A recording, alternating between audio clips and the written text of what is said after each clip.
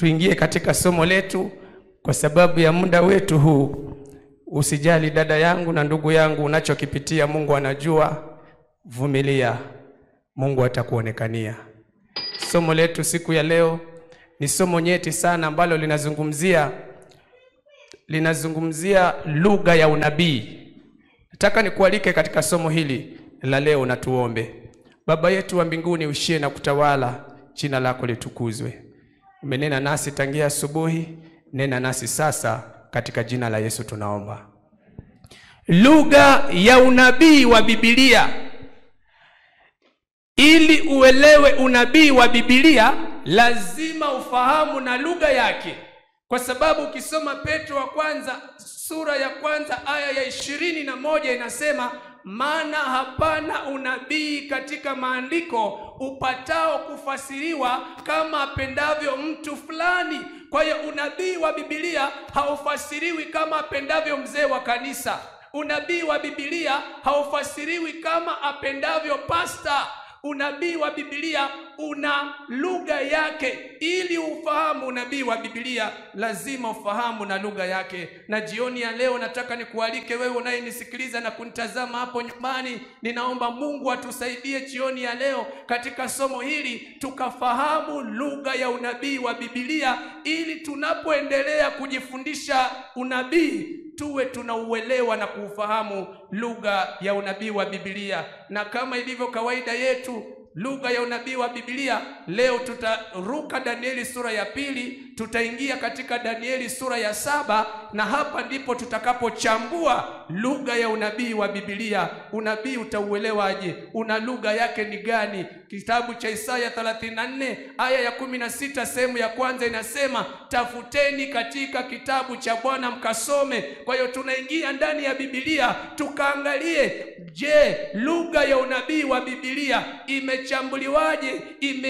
Imeelezwaje? Utaelewaje unabii wa Biblia? Mungu anasema tafuteni katika kitabu cha Bwana mkasome. Danieli sura ya 7 aya ya kwanza mpaka ya 8, Biblia takatifu inasema maneno haya.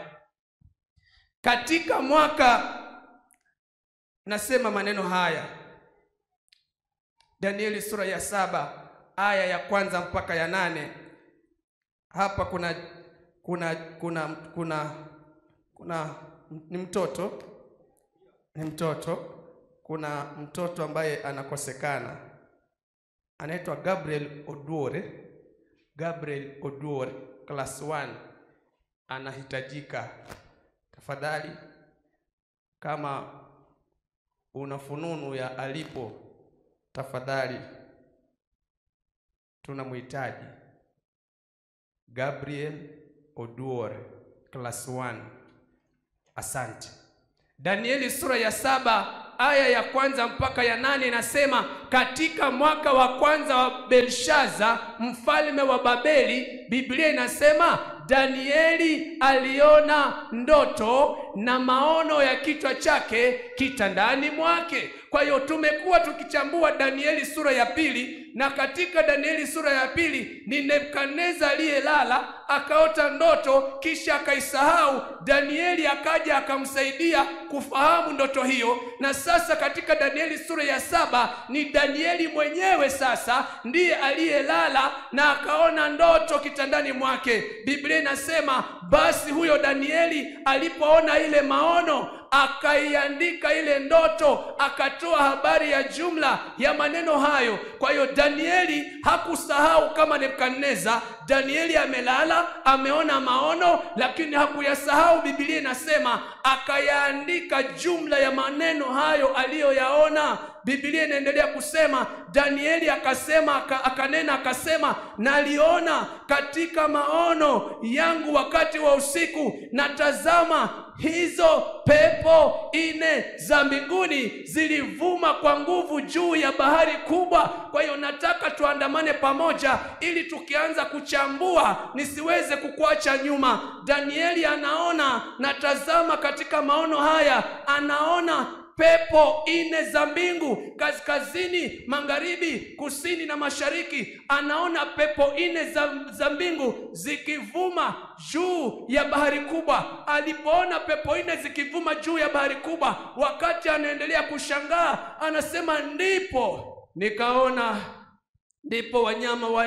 wanyama wakubwa 4 wakatoka baharini, wote wa namna mbalimbali. Jambo hili likamshangaza Danieli, kwa sababu jambo la kwanza, baharini kunaishi samaki, hakuishi wanyama. Lakini baada ya pepo 4 za mbingu kuvuma juu ya bahari, Danieli akaona wanyama wakubwa tena 4 wakitoka baharini. Akatazama wa kwanza akitoka baharini, wa pili akatoka baharini, wa tatu na wa 4. Tena alipowatazama wanyama hawa, walikuwa wakubwa, tena wote walikuwa wa namna mbalimbali. Danieli anaendelea kusema, wa kwanza akamwangalia mnyama aliyetoka baharini, akaangalia nitamfananisha na nani? Alikuwa kama simba, akamfananisha na simba. Na alipomtazama simba huyu ambaye ametoka baharini, Danieli anasema naye huyu simba alikuwa na mabawa ya tai. Danieli akashangaa, haijatokea katika ulimwengu simba akawa na mabawa, lakini huyu simba anayetoka baharini,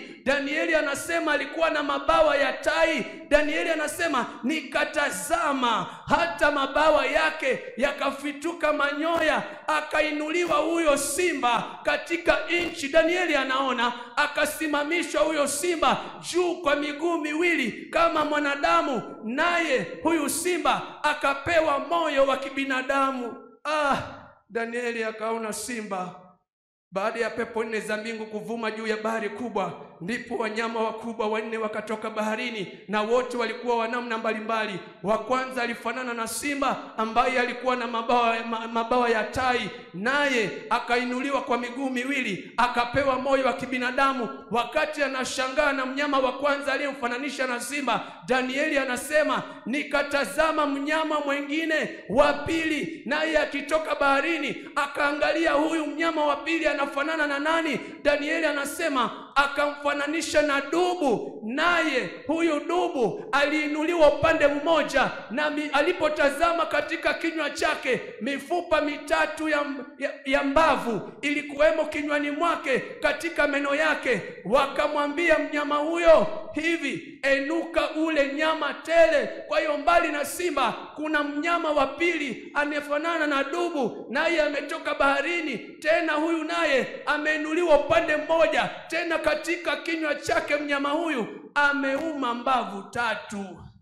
3. Danieli akashangaa jambo hili, lakini anaposhangaa anasema kisha nikatazama, na kumbe mnyama mwingine wa 3. Akaangalia atamfananisha na mnyama gani duniani, akamfananisha na chui. Naye chui huyu alikuwa juu ya mgongo wake, alikuwa na mabawa 4. Haijatokea chui akawa na bawa hata moja, lakini huyu anayemuona Danieli akitoka baharini ana mabawa 4 tena kama ya ndege. Mnyama huyo alikuwa tena na vichwa 4, akapewa mamlaka. Haijatokea mnyama akiwa na zaidi ya kichwa kimoja, lakini Danieli anaona chui akiwa na mabawa 4, tena anaona chui akiwa na vichwa 4, tena huyu chui akapewa mamlaka. Danieli anaona mambo mazito. Sasa inapofika mnyama wa 4, Danieli anaanza kumwelezea mnyama wa 4 kana kwamba ndiyo mara ya kwanza anaanza kupokea maono. Alisema wa kwanza alifanana na simba, wa pili alifanana na dubu, wa tatu alifanana na chui. Alikuwa na uwezo wa kusema wa 4 alifanana na kadhaa, lakini angalia anavyomdescribe mnyama wa 4, ni kana kwamba anaanza kupokea maono. Anasema baadaye, yani baada ya simba, baada ya dubu na baada ya chui, anasema baadaye nikaona katika njozi ya usiku, na tazama mnyama wa 4 mwenye kutisha. Aliangalia atamfananisha na nani, akakosa wa kumfananisha Danieli. Akaanza kumdescribe huyu mnyama wa 4. Anasema Danieli alipomtazama alikuwa wa kutisha. Huyu mnyama wa nne alikuwa ni mwenye nguvu. Huyu mnyama wa nne alikuwa na uwezo mwingi. Tunapoendelea na unabii huu, nitakuja kukuonyesha kwa nini alikuwa anatisha, kwa nini ana nguvu nyingi, kwa nini ana uwezo, na kwa nini Danieli anapomleta mnyama huyu wa nne anaanza kana kwamba ndio anaanza kupokea maono. Anasema baadaye nikaona katika njozi ya usiku, na tazama mnyama wa nne mwenye kutisha, mwenye nguvu na mwenye uwezo mwingi, na huyu mnyama wa nne naye ametoka baharini. Danieli alikosa wa kumfananisha naye, akasema ni wa kutisha, tena ana nguvu na uwezo mwingi. Hakuishia hapo Danieli akaanza kumtazama kwa makini. Huyu alivuta attention yake, naye alikuwa na meno ya chuma makubwa sana. Tena alitumia meno hayo kula na kuvunja vipande na tena kukanyaga mabaki kwa miguu yake. Danieli anasema, na umbo la mnyama wa nne lilikuwa mbali kabisa na wale wa kwanza. Maana yule ni simba, huyu ni dubu na huyu ni chui, lakini umbo la mnyama wa nne lilikuwa mbali na wale wa kwanza, naye alikuwa na pembe 10. Hapa Danieli akashangaa. Hakuna mnyama mwenye zaidi ya pembe 3, lakini huyu ana pembe 10. Bimaana Danieli alizihesabu 1, 2, 3 mpaka zikafika 10. Baadaye sasa nikaona katika njozi ya usiku, tazama mnyama mwingine wa nne wa kutisha, mwenye nguvu na uwezo mwingi, naye alikuwa na meno ya chuma, aliyotumia meno huyo kula na kuvunja na kukanyaga vipande. Anasema naye alikuwa na pembe 10.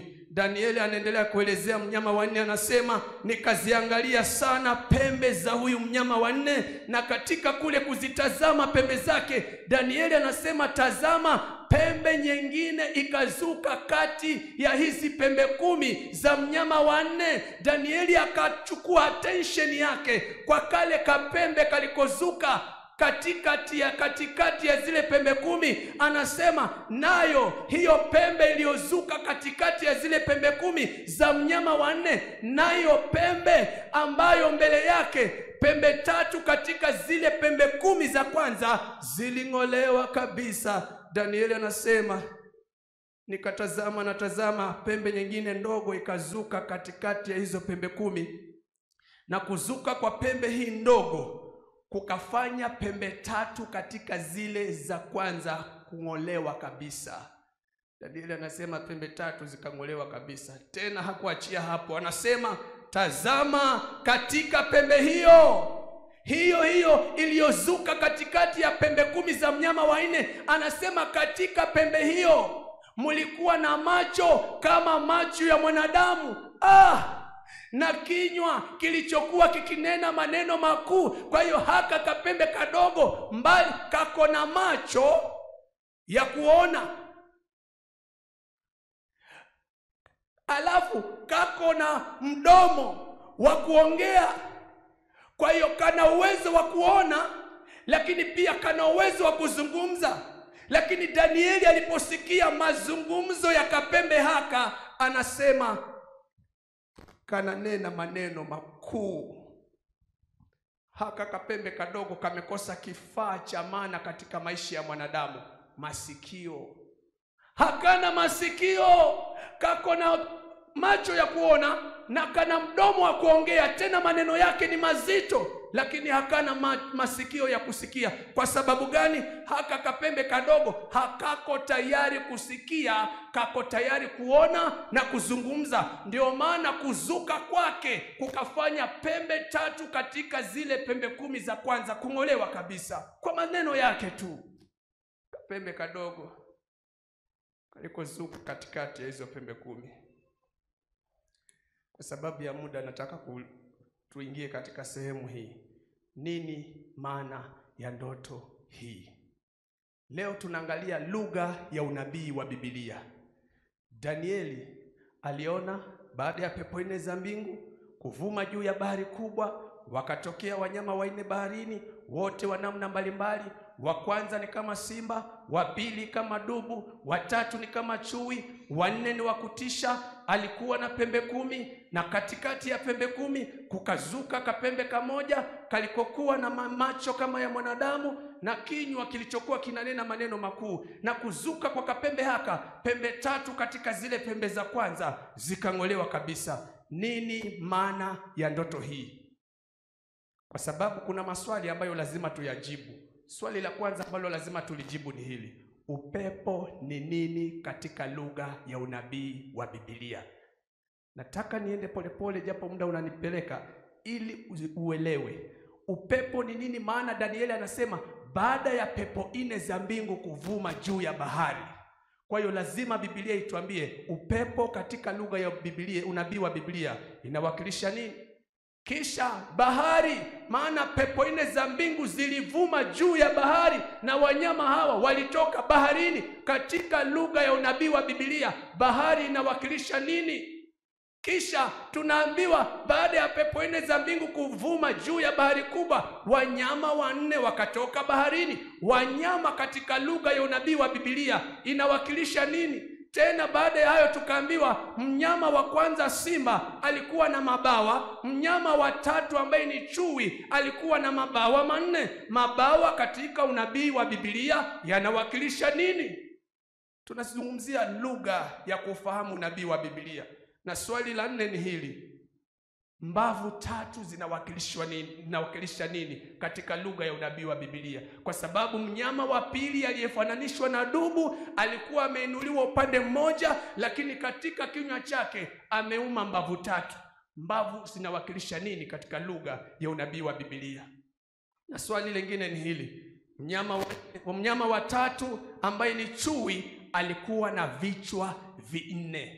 Vichwa vinawakilisha nini katika unabii wa Biblia?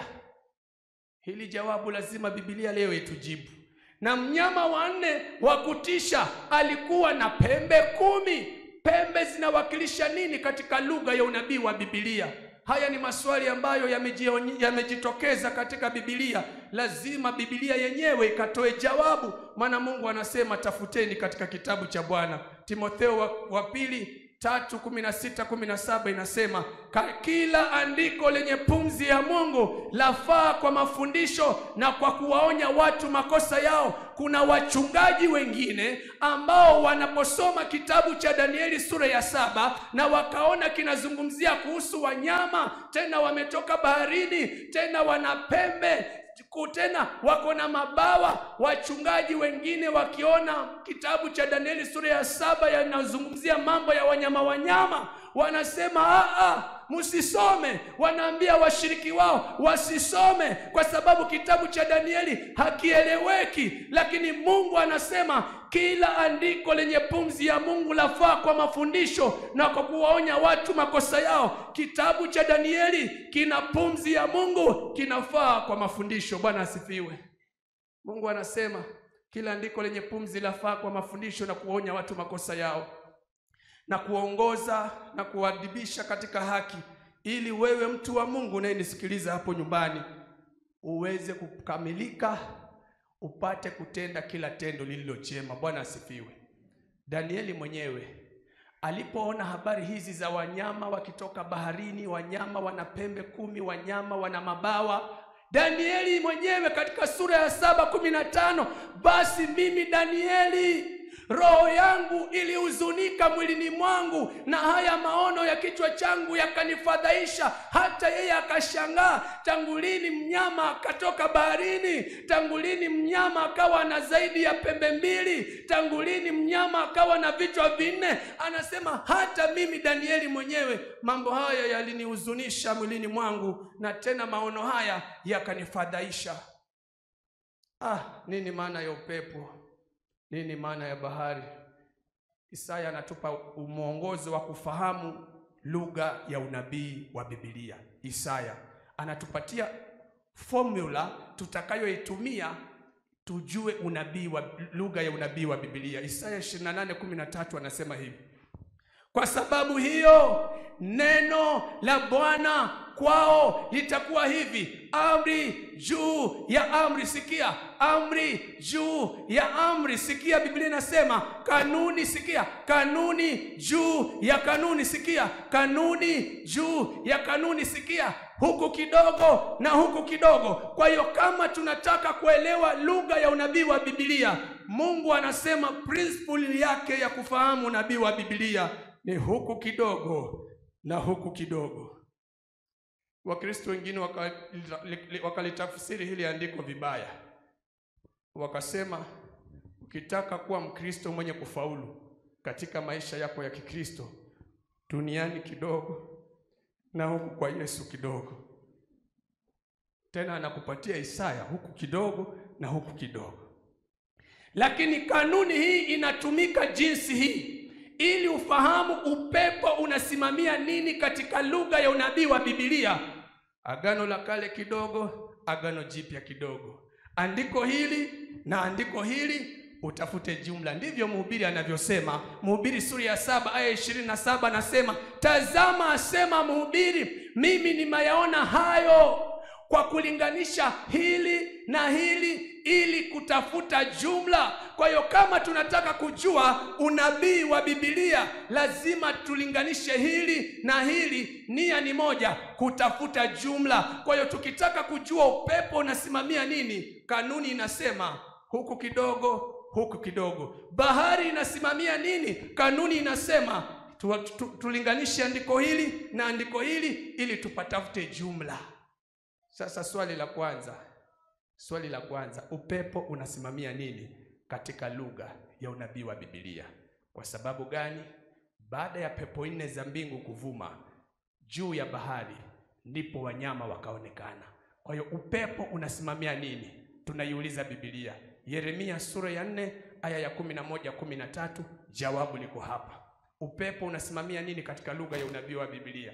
Yeremia anasema, wakati ule watu hawa na Yerusalemu wataambiwa neno hili: upepo wa moto utokao katikati ya vilele vya nyikani visivyo na miti, Yeremia anasema, utakao waendea binti ya watu wangu. Hauwi upepo wa kupepeta wala upepo wa kutakasa, ni upepo wa nguvu kuliko hizo utakao kuja kwa ajili yangu. Sasa mimi anasema, sasa mimi nitatoa hukumu juu yao. Tazama, atapanda juu kama wingu. Sikia, na magari yake ya vita yatakuwa kama kisulisuli, farasi zake ni wepesi kuliko tai.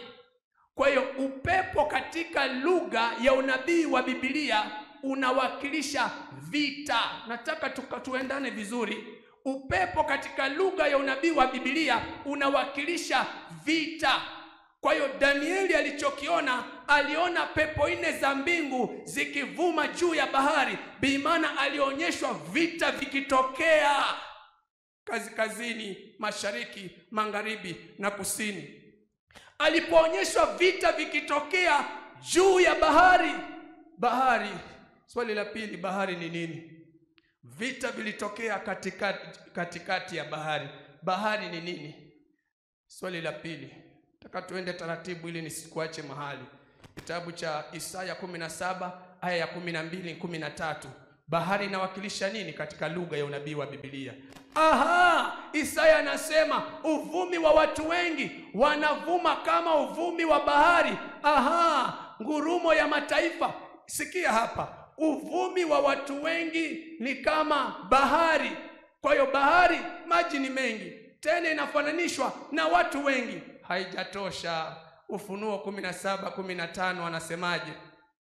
Ufunuo 17:15 anasema, kisha akanambia, yale maji uliyoyaona hapo aketipo huyo kahaba ni jamaa na makutano na mataifa na lugha. Jawabu ndio hili.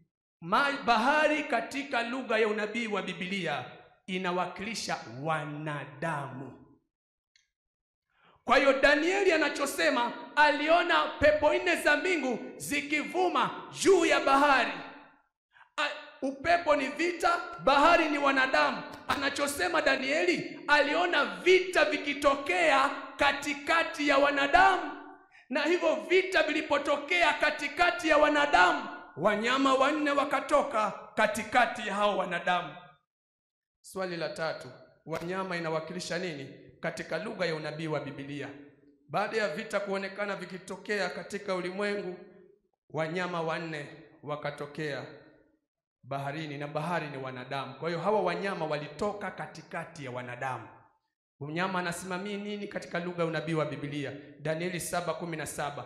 Wanyama hao wakubwa walio wanne ni wafalme wanne watakaotokea duniani.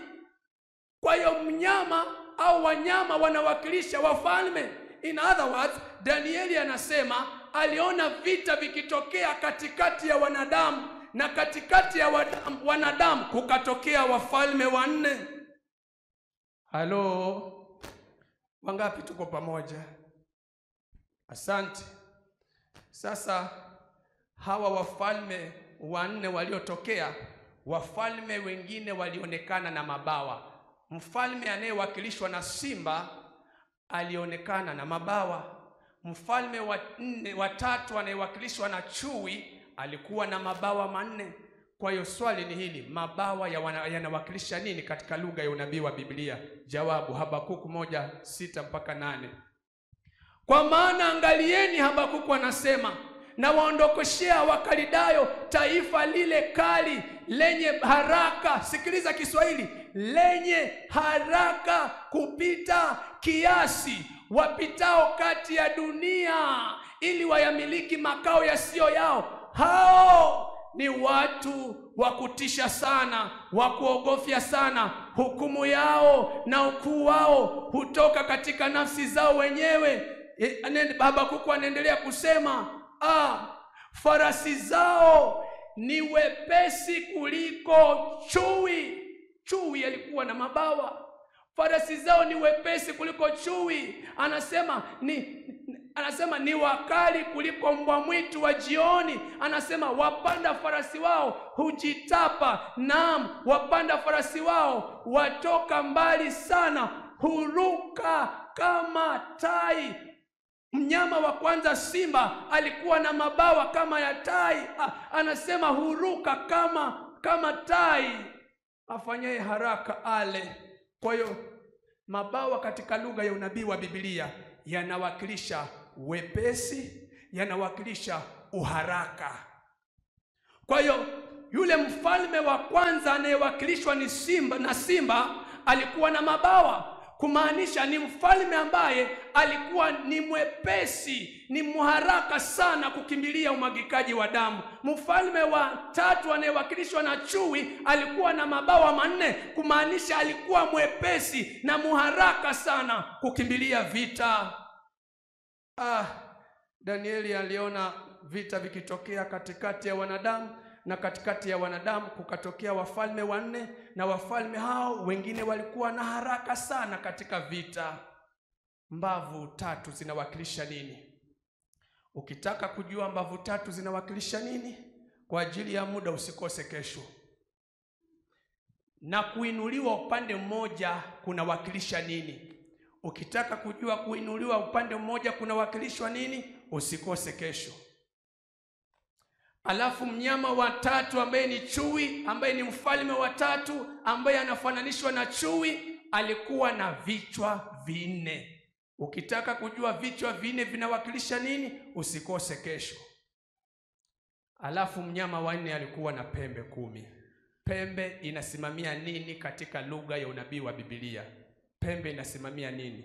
Danieli 7:24. Biblia inasema, na habari ya zile pembe 10, mnyama wa nne huyu, na habari ya zile pembe 10 katika ufalme huo. Nataka nirekebishe kitu hapa. Mnyama wa nne ndiye aliyekuwa na pembe 10. Danieli anasema kwa habari za pembe zile 10 ambazo ziko kwenye mnyama wa nne, Danieli anasema katika ufalme huo. Kwa hiyo sasa nirekebishe kitu ulichokiandika hapa. mnyama katika lugha ya unabii wa Biblia anawakilisha ufalme, kingdom. Ndio maana pembe 10 zilikuwa na mnyama wanne katika ufalme huo. Kwa hiyo mnyama katika lugha ya unabii wa Biblia anawakilisha ufalme au kingdom. Alafu pembe sasa, na habari ya zile pembe 10, katika ufalme huo watatokea au wataondoka wafalme 10. Kwa hiyo pembe katika lugha ya unabii wa Biblia inawakilisha king, inawakilisha mfalme. Kwa hiyo mnyama ufalme au kingdom, pembe inawakilisha king au mfalme. Sijui kama tunaelewana wapendwa. Very good, very good. Na naye atakuwa mbali na hao wa kwanza, naye atawashusha wafalme watatu. Swali ambalo linahitaji jawabu katika somo la leo ndio hili: je, falme hizi ni zipi? Ufalme wa kwanza uliofananishwa na simba ulikuwa ni ufalme gani? Unaitwaje? Ulitawala mwaka gani mpaka mwaka gani? Usikose kesho. Tutakwenda ndani ya Biblia kutafuta, na tutakwenda ndani ya historia. Ufalme wa pili uliowakilishwa na dubu ulikuwa ni ufalme gani ndani ya Biblia, na ulikuwa ni ufalme gani katika historia? Usikose kesho, tutautaja kwa jina. Ufalme wa tatu uliowakilishwa na chui ulikuwa unaitwaje ndani ya Biblia na katika historia ya dunia? Usikose kesho, tutautaja kwa jina. Na ufalme wa nne wa kutisha wenye nguvu ulikuwa ni ufalme gani? Tutaingia ndani ya Biblia na tutaenda ndani ya historia ya dunia, maana Mungu ni mwaminifu. Aliutaja ndani ya Biblia hata kabla ya historia ilipokuja ikatimiza kile ambacho Mungu alikuwa ameshakisema hata kabla ya historia. Baada ya kujua ufalme wa kwanza, ufalme wa pili, ufalme wa tatu na ufalme wa nne, kesho tutaangalia, je, falme hizi zilitawala au zinatawala ama zitatawala? Haya ni baadhi ya maswali ambayo kesho tutaweza kuingia ndani na kuchimba ndani ya historia, ndani ya Biblia, alafu tuingie ndani ya historia. Historia imekuja kuthibitisha kile ambacho Mungu alikuwa amekiona kimbele na akakitabiri. Historia imekuja kutimiza hii, ikidhihirisha wazi ya kwamba neno la Mungu ni neno la kweli, ni neno la kuaminika. Ndio maana jana nikasema watu wanaishi na hofu ya kesho. Mungu hakutaka mwanadamu aishi na hofu ya the future. Amechukua hilo pazia la future akaliondoa, akatuonyesha future kabla future yenyewe haijaja, ili wewe na mimi tunapoikabili future tuikabili tukiwa na ujasiri. Bwana asifiwe. Maana Mungu ameshatuambia tayari. Kwa hiyo ukiona mambo yanafanyika katika ulimwengu, wanadamu wale wa ulimwengu wa dunia wanaposhangaa, wewe haushangai, kwa sababu unayoyaona yakifanyika ni uthibitisho alichokisema Mungu wako, na hicho kinakupa moyo ya kwamba huyu Mungu wako ni mwaminifu na wa haki na ni wa kutegemeeka. Kwa hiyo usikose kesho. Na leo jioni Mungu amenigusa na Roho wa Mungu amenizungumzia kwamba nifanye maombi maalum, ya kwamba kuna uwezekano katika kongamano hili kuna mtu ambaye ana jambo ambalo analipitia katika maisha yake na limemsumbua. Huenda ni yeye, ni mume wake, ni mke wake, au huenda ni wazazi wake, au ni majirani zake, au ni wafanyakazi wenzake. Jioni ya leo Roho ameniambia nikuombee. Kwa hiyo kama kuna mtu kati yetu ambaye kuna kitu, changamoto, jambo lolote ambalo analipitia katika maisha yake, na kwa sababu katika mkutano wa makambi huu Mungu amechagua makambi yawe hapa na ameweka uwepo wake hapa ili kusikiliza hoja za watoto wake na aweze kukutana nazo. Kama kuna mtu kama huyo, nitamuomba asimame kisha simama, ikiwa ni vyema kabisa achukue hatua, asonge hapa mbele tuweze kufanya maombi ya kipekee kwa ajili ya huyo mtu. Sote tusimame. Kama kuna mtu hata mmoja ambaye kuna jambo ambalo anataka kulileta mbele za Bwana na analijua mwenyewe, na katika kambi hili Bwana anaposhughulikia watu anasema, Bwana usinipite na mimi, usinipite. Juzi niliwaambia kambi hili linaweza likaleta mabadiliko maishani mwako. Kambi hili linaweza kuleta breakthrough katika maisha yako. Na vile vile pia unaweza ukatoka katika kambi hili ukarudi na shida zako na matatizo yako nyumbani.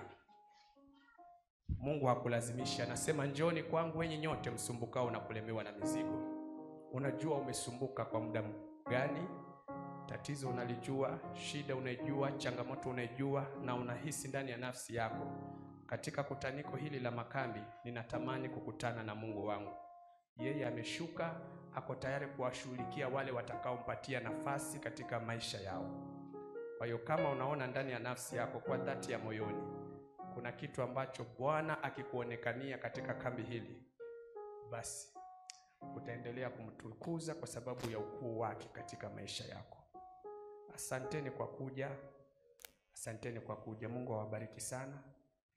Sijui shida zenu, sijui matatizo yenu, lakini Mungu ni mwaminifu na wa haki. Anasoma mpaka ndani ya moyo wa mwanadamu. Anajua nini kilichokuleta, nini ambacho kinakusumbua, nini ambacho kimekukosesha amani na furaha na tumaini katika maisha yako. Anakijua, na kwa sababu umechukua hatua ya imani, umekileta mbele zake, amini kwamba anaweza. Shida moja ambayo inasababisha mpaka tunalia lakini hatuoni majibu, si kwa sababu Mungu hayuko tayari kutujibu, ni kwa sababu ya imani yetu. Mungu ni mwaminifu na haki. Amejibu wengi waliokuwa na imani thabiti walipomwendea. Shida yetu ya kulia na kutopata majibu kwa Mungu si kwamba hajibu, imani yetu ni dhaifu. Siku nyingine kule Mombasa katika kanisa moja, wazee wakasema kuna mshiriki hakuja. Jumapili ilikuwa Sabato, Jumapili twende tukamwombee. Fondo utakuwa mzungumzaji, utamtia moyo alafu tuombe. Nikasema ni sawa. Jumapili ikifika asubuhi tukashikana na wazee wawili, tukaenda mpaka sitting room. Kufika sitting room tukauliza ule mtu ambaye anakaa na ule mgonjwa yuko wapi? Yule mtu akasema hawezi sana, amelemewa, yuko bedroom. Tukaenda mpaka bedroom. Kufika bedroom hatumuoni huyu mgonjwa. Tukauliza mgonjwa yuko wapi? Tukaambiwa yuko hapo mlipo. Ameisha kabisa. Alikuja akafungua ile bed sheet hivi, ako hivi. Sabato wakiona mtu wa namna hiyo wanakumbuka tabibu. Ukisikia huo wimbo unaimbwa ujue kimomana. Baada ya kuimba tukimaliza, pastor, ni zamu yako, mtie moyo. Nikachemuka kabisa na kusema hakuna jambo lisilowezekana mbele za Mungu. Mungu anasema hata ujapopita kati ya uvuli wa bonde la mauti usiogope, nitakuokoa. Nikazungumza mpaka kumaliza, tukaomba kwa dhati ya moyo. Tulipotoka hatua 100 baada ya hilo, hapo mahali tumeomba, wale wazee wawili, mmoja akasema Fondo, leo ni siku gani? Nikamwambia ni Jumapili. Akasema umemuona yule mgonjwa? Nikasema si hata tumetoka hapo kumwombea. Anasema akifikisha Wednesday ni neema ya Mungu. Unafikiri hilo ombi limeenda popote? Nauliza, hilo ombi limeenda popote? Imani. Wengi kati ya wale Yesu aliyowafungua alisema imani yako imekuponya. Imani. Tunaweza tukaomba hapa mpaka tukalia, lakini kama huna imani utarudi na tatizo lako. Kwa hiyo kama umekuja hapa mbele, tanguliza imani. Mungu atakuonekania. Tuweze kuomba kwa imani. Baba, katika jina la Yesu Kristo, tunakuja mbele zako jioni ya leo. Kwa dhati ya moyoni tunatambua uwezo wako katika maisha yetu. Umekuwa mwaminifu kwetu kwa kuyahifadhi maisha yetu licha ya changamoto ambayo ipo katika ulimwengu huu. Sisi ni nani Bwana mpaka utupatie nafasi hiyo? Ni neema yako kwetu, ni huruma zako kwetu, ni upendo wako kwetu, ndio maana umetupa nafasi hii. Ni kwa sababu una lengo na kusudi la uhai wetu, jina lako litukuzwe. Tumesimama mbele zako tukishukuru kwa nafasi hii ambayo umetupatia. Asante kwa kutuhifadhi na kutuleta katika kataniko hili. Tuko mbele zako. Wana na binti zako wamejidhihirisha mbele zako. Unasoma mpaka mawazo ya moyo wa mwanadamu. Unajua kila mmoja wetu na changamoto yake iliyomleta hapa mbele. Jehova, jioni ya leo kama mtumishi wako ninawasongesha mbele yako. Kutana na hitaji la kila mmoja wao kwa utukufu wa jina lako. Wafungue ili wapate sababu ya kulitukuza jina lako. Wengi wetu tunapitia shida, matatizo, changamoto ambazo zimetunyima amani na furaha katika maisha yetu. Jioni ya leo tumekuja kwako kwa imani, tufungue katika jina la Yesu. Wengine wetu tumekosa amani katika ndoa zetu. Jehova, tumesonga mbele yako kwa imani. Fungua na utupatie amani katika ndoa zetu katika jina la Yesu. Wengine wetu wana magonjwa yasiyokuwa na tiba. Jehova, wewe unayajua hayo. Wamesumbuka katika kambi hili, wamekuja mbele zako. Huenda ni wao, majirani zao, wazazi wao, wake zao, waume zao, watoto wao, wafanyikazi wenzao. Wamesonga mbele yako kwa imani. Huyo roho wa magonjwa katika maisha ya watumishi wako tunamkataa jioni ya leo, ashindwe katika jina la Yesu. Hakuna jambo lisilowezekana mbele zako. Kutana na hitaji letu kila mmoja wetu. Jidhihirishe katika kambi hili ili wana na binti zako wapate sababu ya kulitukuza na kulinua jina lako. Una uwezo. Wewe ni Mungu mkuu. Tunaishi kwa sababu yako. Hushindwi. Hautashindwa milele yote. Jehova, ikiwa kuna kitu ambacho kinaweza fanya maombi haya yasifike mahali ulipo, tunaomba ukakiondoe katika jina la Yesu. Watetee waja wako hawa. Wapiganie katika maisha yao. Waonekanie katika hali zao. Wasaidie waishi maisha ya ushindi. Na zaidi ya yote, ujapo hivi karibuni, sote tukaimbe wimbo wa Musa na mwana kondoo tukisema hakika huyu ndiye Bwana tuliyemsubiri. Bariki kila mmoja wetu tunapoazimia kufumkana na kuelekea majumbani. Neema yako iwe pamoja nasi. Tuachane kimwili, lakini roho zetu zifunganishe na kamba ya upendo wako. Ikiwa ni mapenzi yako kutukutanisha tena hapa kesho asubuhi, sifa na utukufu ni zako milele. Asante kwa kusikia na asante kwa kujibu. Kwa maana tumeomba maombi haya yafike mahali ulipo, kwa jina lisiloshindwa la Yesu Kristo, ambaye kwetu ni Bwana na mkombozi wa maisha yetu, na kila mmoja asema amen. Pokeeni miujiza yenu katika jina la Yesu kwa imani. Mungu awabariki.